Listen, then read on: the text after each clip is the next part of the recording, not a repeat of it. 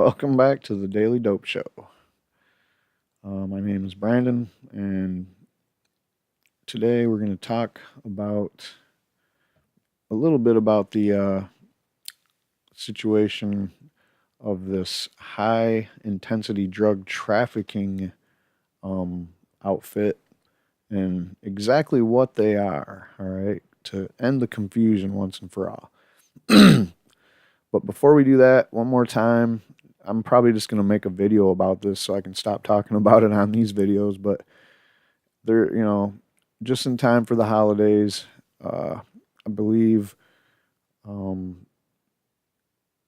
these shirts are there's probably gonna be one more person that orders one of these, which will make it so they'll get made immediately. And after that, I'll redo the campaign and whatever. So if anyone was interested in trying to support the channel, I get a couple bucks every time a shirt is sold, and $1 goes to NORML. I don't really care about making too much money.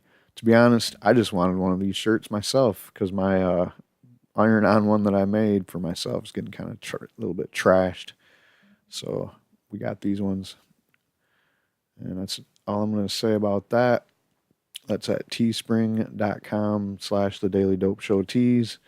Link will be down below. All right, so anyway, I seen where people were talking about this on Facebook today because these guys were in Michigan from the Rocky Mountain high-intensity drug trafficking area, giving kind of like a little seminar about what it's like to live in a marijuana legalized state. And let's just check in on what the news said about this. The whole purpose of today is just to share our experience in Colorado.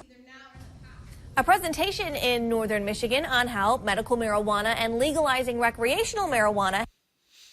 Okay, well, what's this all about? So we have more marijuana dispensaries or recreational marijuana shops than Starbucks and McDonald's. It almost looks like put together. But I think this is, correct me if I'm wrong, but I think some of the medical marijuana dispensaries are allowed or do sell recreational marijuana, or maybe there's just a certain amount of recreational marijuana places don't sell medical marijuana. Be whatever it is as it may, I think this chart's a little misleading. But then again, who cares? What's the point of making this comparison? And by the way, what are you trying to say about these guys? This chart just doesn't, there's nothing you can do with this chart. It's useless. Has impacted Colorado. Local law enforcement and community leaders gathered in Grand Traverse County today as a statewide petition drive tries to get recreational marijuana legalization on the November 2018 ballot. The Traverse Narcotics team brought in a speaker from Colorado where it is already legal. New at 6, 9 and 10's Whitney Amon was at the meeting. Tonight, she shares the experts' insights.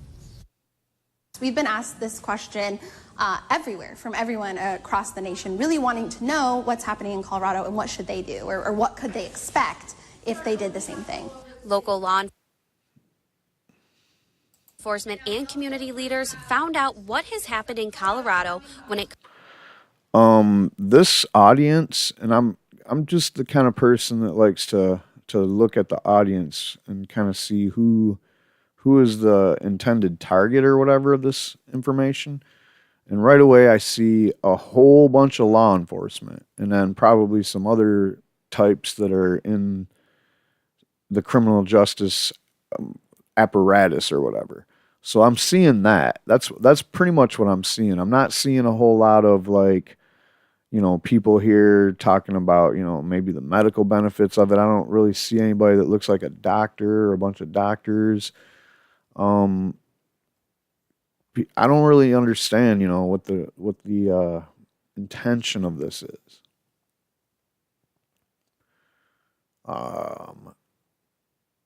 So this is the presentation here from the Rocky Mountain High Intensity Drug comes to Trafficking. crime, impaired driving, use of marijuana among younger people.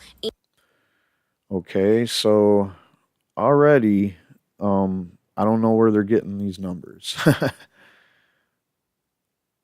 But anyway, um, still 12% being the high threshold is like not that much of a big deal, you know. And your averages are basically above 8, so whatever. And more since the legalization of marijuana. And by the way, I'm not going to go out and be like I'm totally for kids getting high, man. But I will say this, that marijuana, being that it is not dangerous, we shouldn't really, you know, maybe you want to get that number lower because you're like, maybe kids need to be kids for a little longer or whatever before they start smoking marijuana. That's your opinion. It's an opinion in a base thing position, but the bottom line is do you want to throw your kids in jail for marijuana? Cuz I didn't see any like youth counselors or anything like that in that audience. It just looked like a bunch of cops. That's pretty much all I saw. The purpose of this is not whether you're for marijuana or against marijuana. It kind of is. And this is a chairperson for the narcotics division up north there, which just raided 7 or 8 dispensaries in that county, Grand Traverse County, all at the same time just last week. Is see what is happening to the communities. What are the pros? What are the cons? Instead of just what you're seeing out there on the internet. All right, now just what you're seeing out there on the internet, or maybe you watch your news on the nightly news with Brian Williams or whoever the hell. I don't watch that stuff, so I don't know what that is. Or maybe you watch like Fox News or MSNBC or CNN or some shit. No matter what, no matter where you're looking for news, you can even be looking at the Colorado newspapers, the Denver Post, the Coloradan, or whatever it's called. And you can look anywhere you want. And one thing you won't find, though, is this train wreck of bad results from legalization that you guys keep pushing out there. And a lot of the things that you say about people using marijuana are true of areas that don't have legalization. Your statistics are a little skewed because people aren't as willing to willfully admit that they smoke marijuana in places where it's illegal. Traffic death. Now, this is where the Rocky Mountain high intensity drug trafficking area has always kind of had I've always had an issue with their reports since they've been putting them out back in like 2012 or whenever they first started putting them out. I noticed that they will do whatever they have to do to get statistical data that will make like a simple platitude that they say become true. Like, drug traffic deaths related to marijuana spiked. And I'm gonna debunk that again for the like millionth time here in a few. But let's finish this video up. Things like fatal accidents and poison control cases have gone up. All right, poison control cases and trips to the emergency room have gone up. We've seen the numbers in Colorado, and the thing about that is of course, now you have a way more availability of marijuana edibles. And why is that a big deal? Well, marijuana edibles are and can be really intense. To people that are not that experienced, people that aren't heavy marijuana smokers, you pretty much should be a heavy marijuana smoker if you're going to eat a lot of marijuana edibles. And when I say a lot, I mean, just an average amount, what would be like a third of a joint's worth of THC. If you ate that, you're going to get 10 times more of a buzz. And when people eat stuff that's like, 3 joints worth of THC in one brownie, they tend to get a little bit scared for their life sometimes. I've seen it myself, and I'm not going to sit here and deny that happens. But what the problem is these people, what they need is education. Everybody in the public needs education. We need to be re-educated because people have been brainwashed into thinking that marijuana is dangerous. So that when somebody does do this over-the-top dose of edibles for their, I would say, tolerance level of THC, they, they want to go to the hospital and shit. That happens. And they do go, and these numbers have gone up. And kids have been known to stumble across the treats and eat them. And there's a little bit of an increase in the kids going there. And you want to say the poison control calls. And all these can be addressed with education. These people need to be educated that it is not lethal, so that no matter how many grams or whatever you consumed of THC, all you have to do is some basic steps to make sure you don't dehydrate and get lots of rest. That's usually what they do when you go to the emergency room.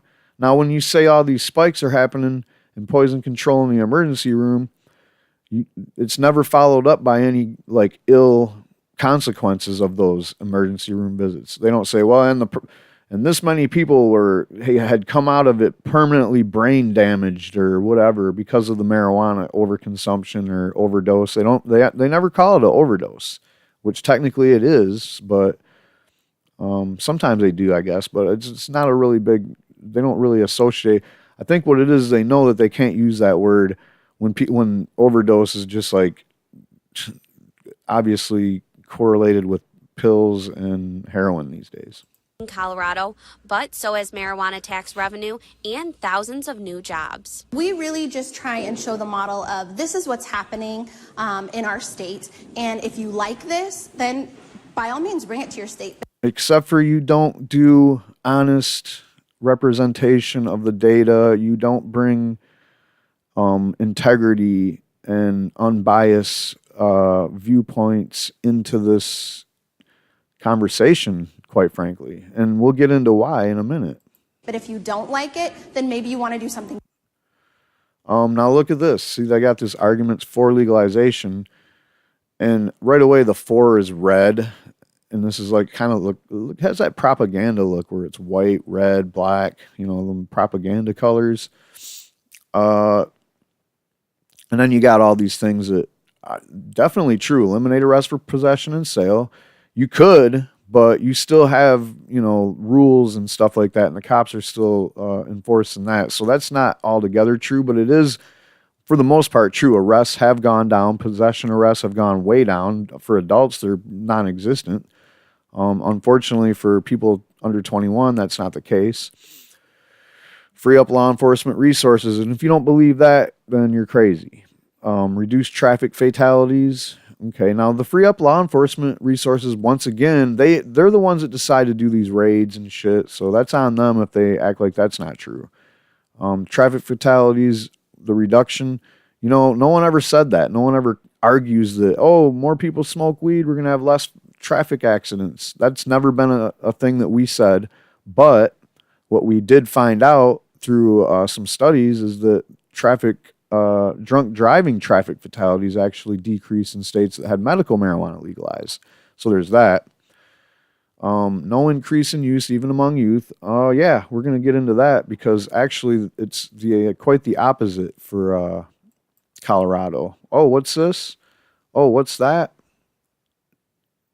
Yeah, exactly. So the Rocky Mountain high intensity drug trafficking area reports always say teen use is increased.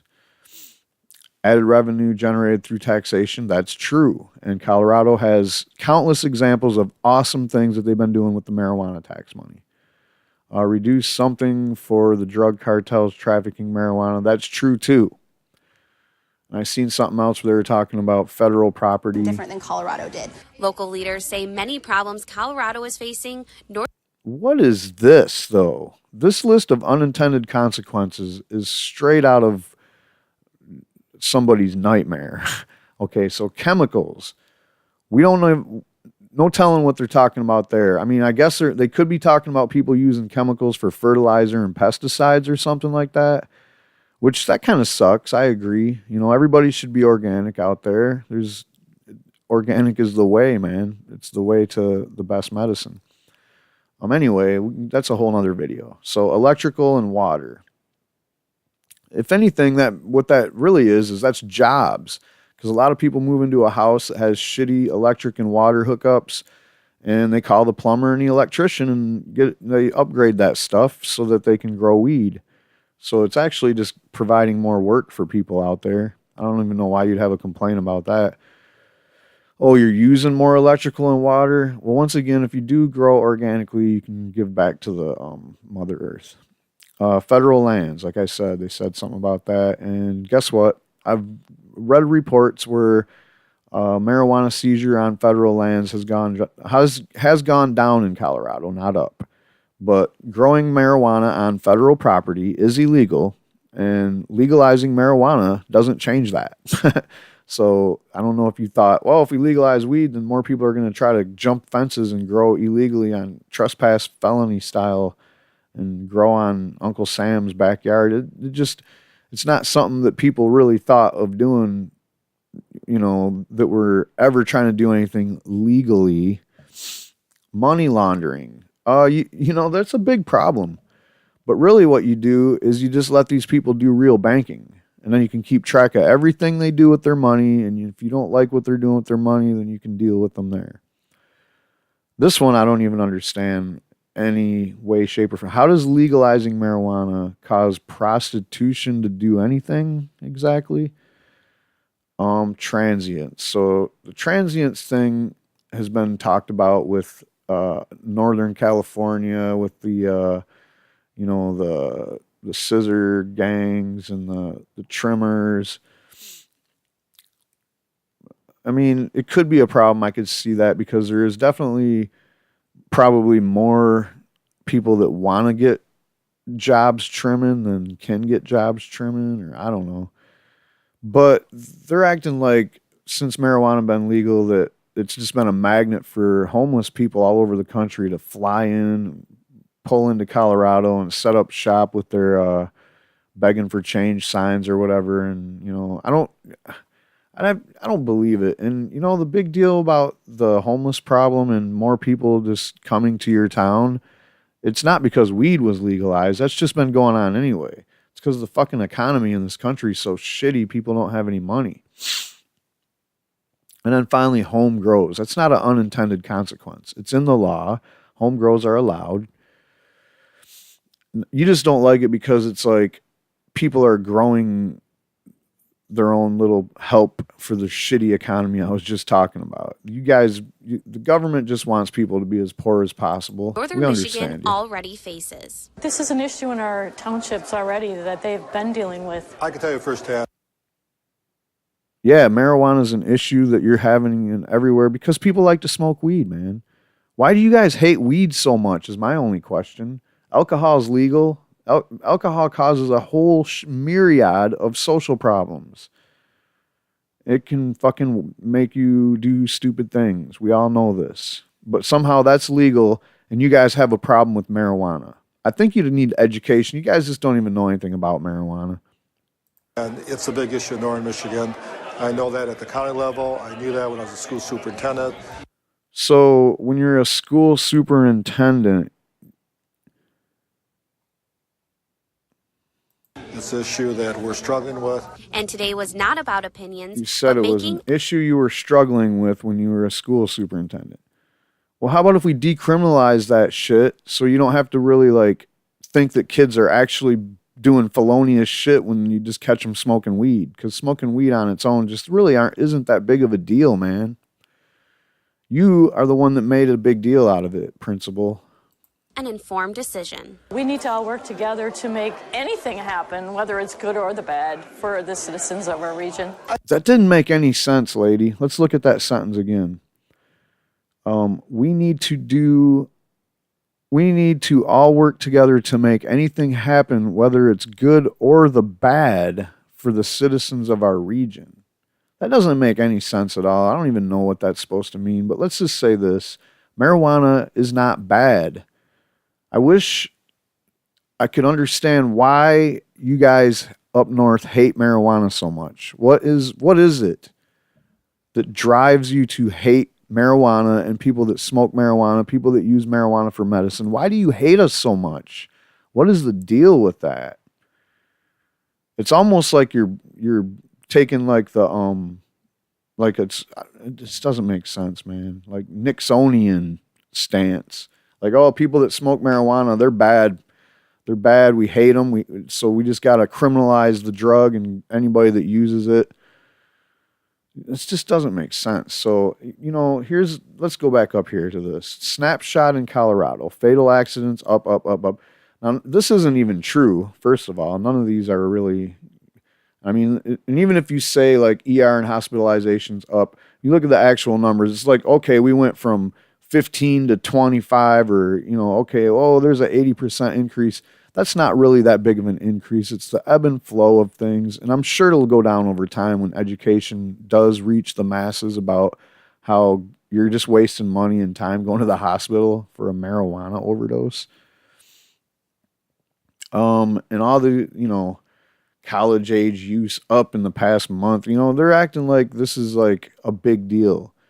And again, the youth, let's just boom. Nope, you're wrong there. 12 to 17-year-olds.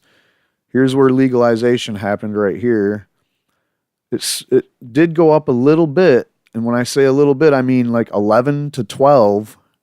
And then boom, it's going back down. And it trends down even more as the time goes on. This article's not even that old, but it is from December of 2016. So come on, man. Enough of these numbers being like scary. They're not.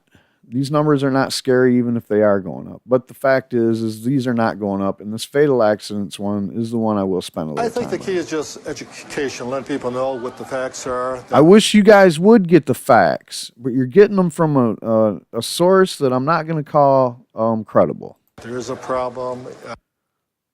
Out-of-state diversion up. That might be true too, but it isn't super insane true. Colorado has always been a pretty big grower of cannabis in this country. They've always been a pretty big exporter of that grown cannabis since at least the late 90s. So I don't know what you're talking about there. It hasn't gone up that much. Crime has not gone up. We've heard reports from several police agencies that say that that's not true. Homelessness, like I said, man, you can't blame that on the marijuana. You can blame that on the fucking economy that this country has been shitting on generation after generation since the 70s, man. There hasn't been any kind of good jobs for people with, uneducated workers or whatever you want to call them. I wouldn't call them unskilled workers. And then business revenue for Denver gone down. Prove it. It's impacting families' lives at all levels. No, it is not. It is not impacting families' lives except for medical marijuana, which is helping people at all levels. This guy has a clear bias. It is not impacting. That would be the opioid epidemic. Everybody knows somebody that's died now from some kind of opioid overdose. That's a real fucking problem that we have in this state.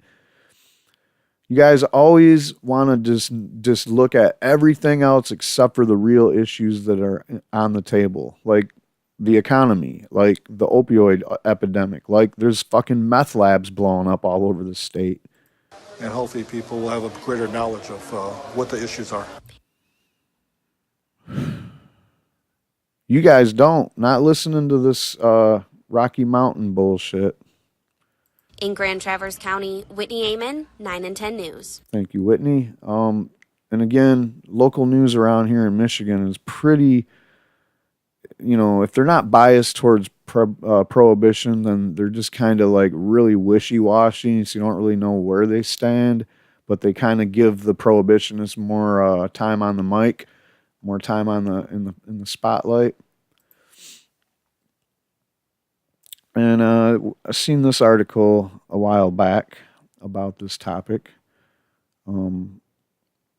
So basically, this is a little bit of a debunking piece, and he really doesn't say anything in here that I didn't say. On his article, I think I wanted to look at page 2 real quick. Or wait, no, it was page 1.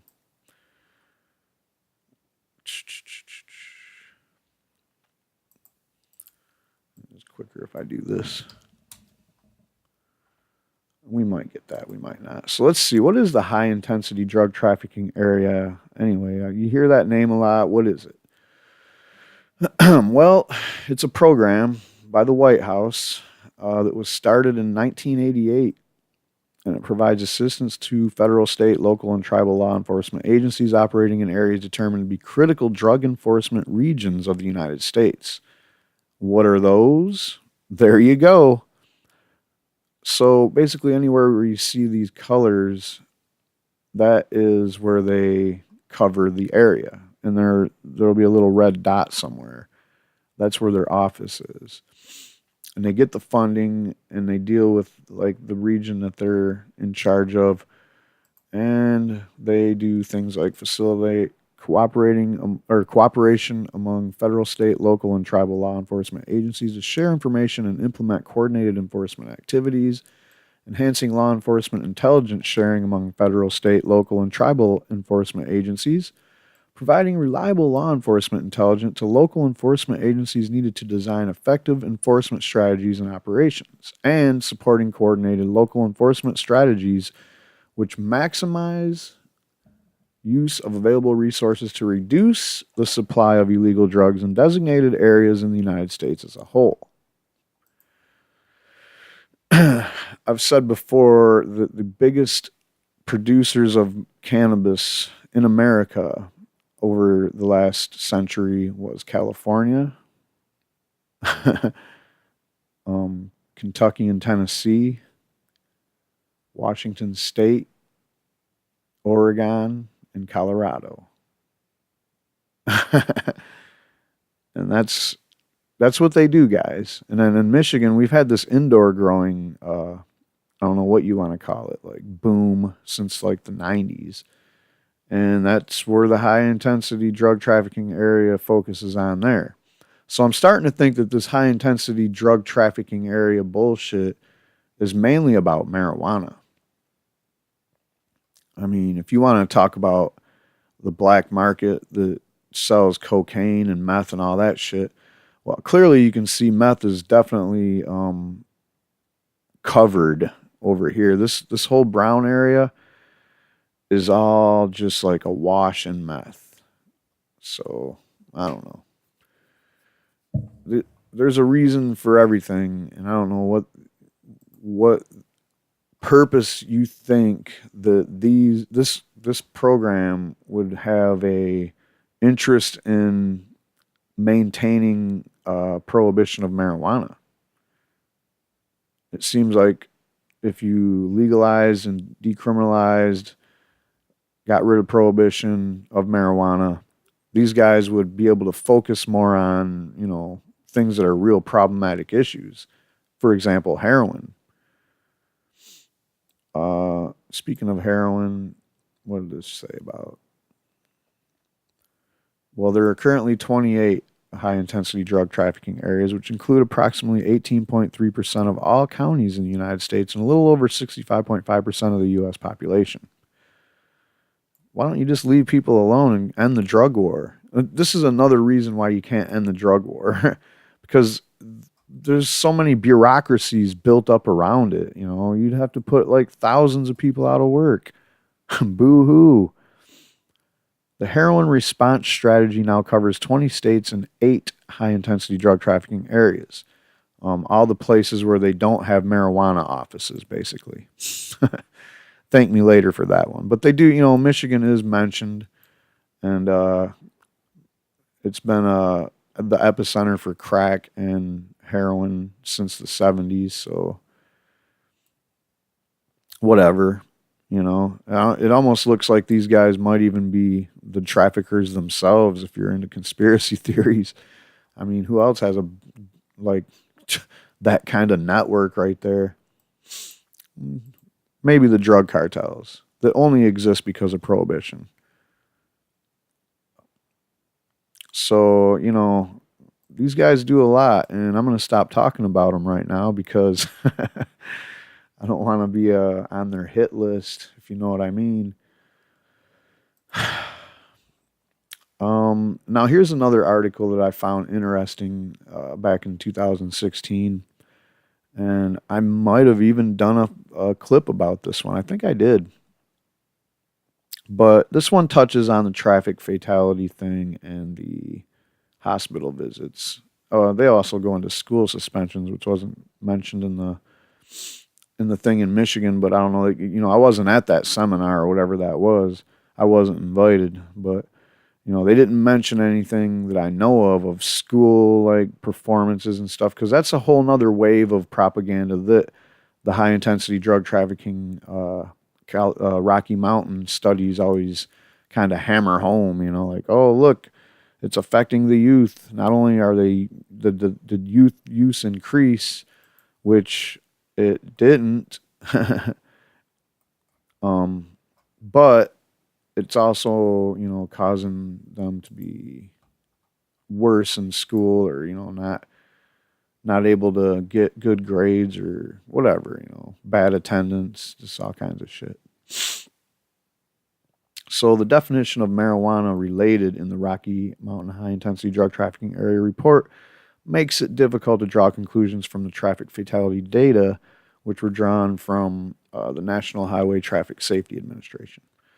The introduction of the report, the RMHIDTA, states that terms such as marijuana related or tested positive for marijuana do not necessarily prove that marijuana was the cause of the incident.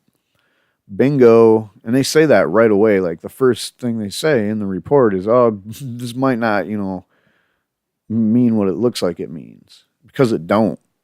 Just because someone has marijuana in a positive test doesn't mean they use marijuana that day, doesn't mean they used it that week or even that month. So we need to do away with testing for marijuana and acting like you can draw any conclusions out of it. That's not the kind of science that you guys are used to, okay? The section on impaired driving also states that when it comes to traffic fatalities, marijuana related entails anytime marijuana shows up in the toxicology report of drivers. It could be marijuana only or marijuana with other drugs and alcohol. Not really that often, though. We'll see. From 2009 to 2012, the medical marijuana commercialization years, the average yearly marijuana-related traffic deaths increased by 48% compared to with the early medical marijuana era between 2006 and 2008. In the first 2 years after recreational use of marijuana became legal, 2013 and 14, the average yearly marijuana-related traffic deaths increased by another 41%. From 2006 to 2014 overall, marijuana-related traffic deaths increased by 154%, from 37 fatalities with drivers testing positive for marijuana in 2016 to 94 in 2014. Like I say, they always give you the percent. Whenever you see, hey, this is this percent, it's just intention is to scare you. Percents always sound a little bit more like, whoa, 154% increase. Wow. Well, 100% would be from like 1 to 1 to 1, an increase of 100% would be 1 to 2. So you're talking about an increase from about 40 people to about 90. That's not like you go out and all of a sudden you hear a crash because someone's stoned. Every time you see a crash, oh, they were stoned. And by the way, this is just because they had weed in their system. It doesn't mean they smoked it that day, that week, that month.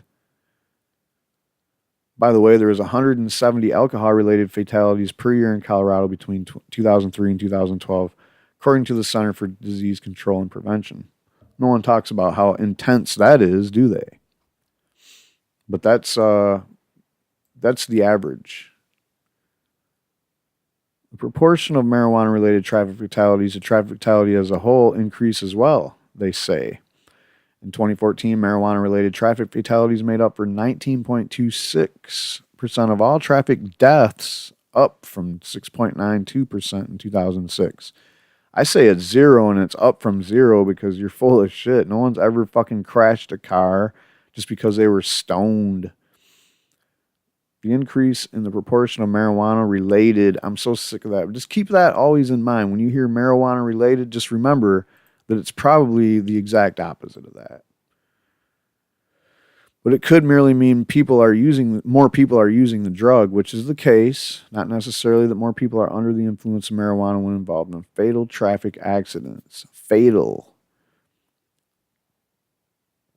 Now, here is your breakdown. In 2016, the Rocky Mountain High Intensity Drug Trafficking Area updated report, which only looked at youth and adult marijuana use, did note that 31.24% of college-age grads 18 to 25 had reported using marijuana in the past month in 2013 and 14 compared to 21.43% in 2005-06.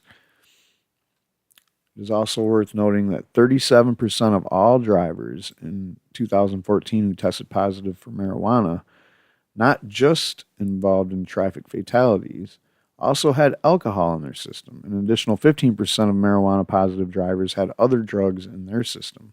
And a further 15% of drivers had both alcohol and other drugs in their system along with marijuana. Only 33% of tested drivers had only marijuana in their system. And that's not to say that they were intoxicated because of the marijuana in their system. Remember that marijuana related just means it was in their system. Like, that could be anything. But it matters if it's alcohol.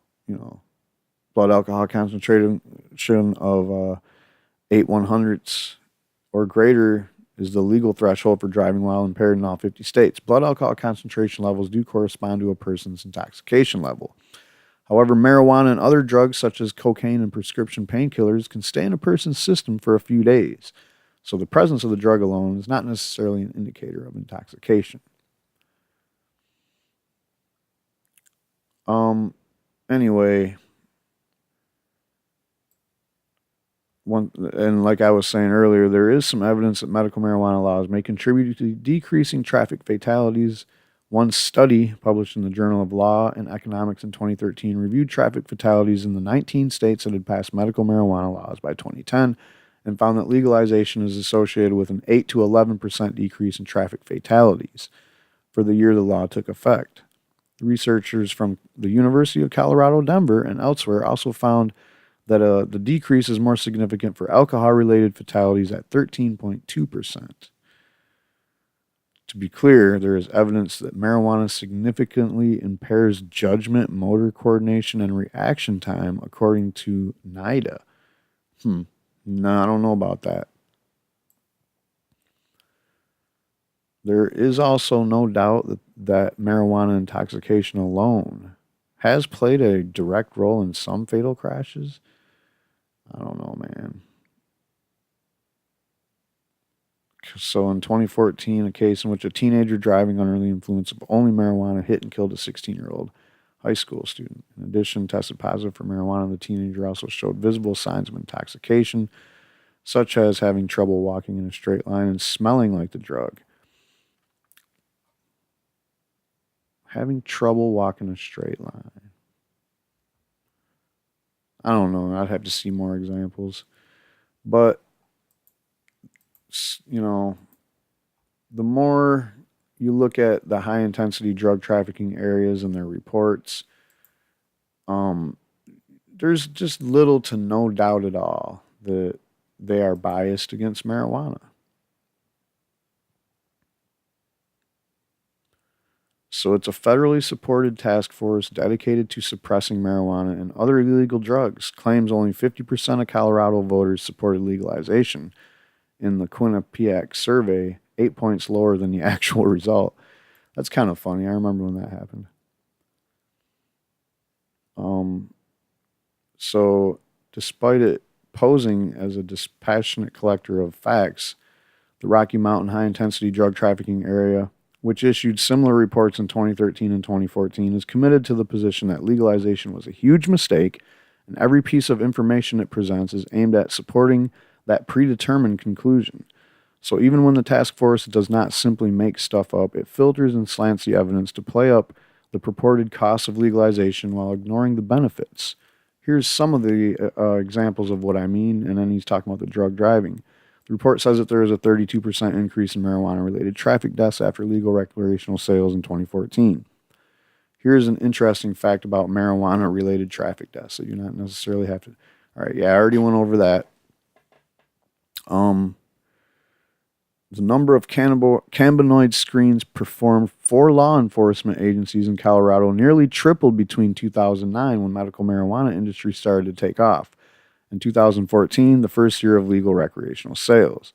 That could reflect increased enforcement, increased stolen driving, or a combination of both, like with last year's increase in marijuana-related driving under the influence of drugs arrest by Denver police, which the RMHIDTA also cites as evidence that legalization has made the roads more dangerous. Whatever. So yeah, I guess that was the whole point of this, is to expose them as not really good arbiters of solid information, and that what they're doing here is possibly letting all these cops know that, hey, after legalization happens, you still are going to have a job, because there's still all these things that we, you know, that we know we can get away with enforcing, or that will still be enforced, or whatever, and they keep talking about things like teen use and people overdosing and car crashes from people. More the thing about the car crash thing is once again they keep acting like because you legalize marijuana, all of a sudden the number of people that uses marijuana goes from somewhere around 12% of the population to somewhere around 80%. And then everybody's just driving stoned because it's legal, and you can, it's just not the case, man. As the studies have shown, not more people have started smoking weed in Colorado. Adult use has kind of tapered off, and adult use being something like more frequent. Well, no shit, it's available. You don't have to go to the black market and risk your fucking life and limb to go buy a dime bag. So that's all I got for this one. Like I said, if you like this channel, subscribe to it. And if you want to get one of those fancy Daily Dope Show shirts, don't forget, they're available. Links in the description.